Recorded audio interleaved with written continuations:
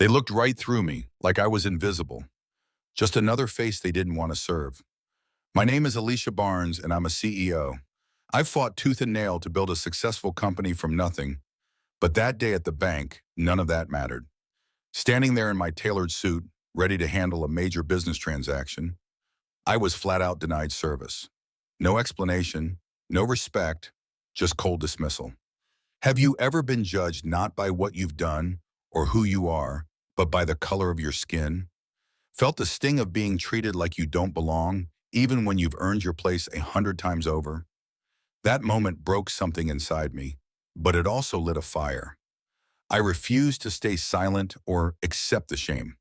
Within minutes of taking a stand, I turned the tables on that entire bank branch. This is my story of being denied, dismissed, and ultimately how I used my power to demand justice and change. And from wherever you're watching this, stay with me, because what happened next will show you how one woman's courage can shake an entire institution to its core. I never imagined that a routine visit to my local bank would turn into one of the most humiliating experiences of my career. My name is Alicia Barnes, and I'm the CEO of a successful tech startup. I've built my company from the ground up, starting with just a small loan and a dream. Now we're worth millions, and I'm proud of every step I took to get here. But no amount of success or money could have prepared me for what happened that day at the bank. I walked into the branch wearing my usual business attire, a tailored black suit and heels. I held my head high, confident, and ready to conduct some important business. I needed to finalize a transaction for a major investment deal, and this bank was handling the transfer. It was a simple process, or so I thought. As soon as I approached the counter, the teller looked at me with an expression that was difficult to describe. It wasn't outright rudeness at first. It was subtle but unmistakable discomfort. I smiled politely and asked to speak with the manager. That's when things started to unravel. The branch manager, a white man in his mid-40s, came over reluctantly. His eyes barely met mine as I explained what I needed. Then he said something that shocked me. "I'm sorry, ma'am, but we're going to have to refer you to another branch. We don't handle transactions of this size here." I knew this was a lie. This branch handled multi-million-dollar transactions all the time. I had been there before. I calmly asked, "Is there a specific reason why I'm being denied service?" His response was evasive, brushing me off with vague statements about policy. But it was clear to me, and to everyone else watching, that I was being judged not for my account balance or my business, but for the color of my skin. My heart sank, but I refused to let anger take over. Instead, I asked politely if I could speak with the regional director. He hesitated, but eventually called someone on his phone. While I waited, I noticed other customers watching this exchange, some with sympathy, others with awkward silence. It was painfully clear to me that this was a case of discrimination, and the bank staff were embarrassed but unwilling to admit it. Minutes passed. The manager came back and said, "The regional director will not be available today. You'll have to come back another time." I shook my head in disbelief. I was standing there in front of my own money, denied access and treated like a second-class citizen. I left the bank with a heavy heart but a clear mind. I wasn't going to let this slide.